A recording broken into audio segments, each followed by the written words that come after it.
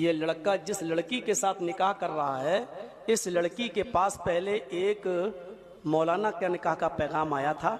उसने ये कह दिया कि दाढ़ी वाले से मैं निकाह नहीं करूंगी।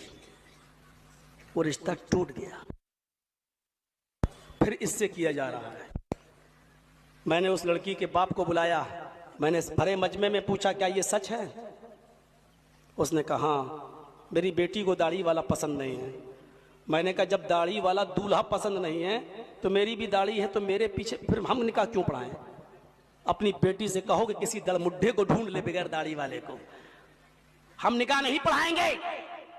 और सुन, जब तेरी बेटी मर जाए तो अपनी बेटी से कहना कि बेटी सारे मौलवी तेरा बाइकाट कर रहे हैं कि अब कोई दाढ़ी वाला तेरा जनाजे की नमाज भी नहीं पढ़ाएगा। और ठुकराता हूं तेरी इस दावत को, ढूंढ ले 500 और 1000 रुपए में निकाह पढ़ाने वाले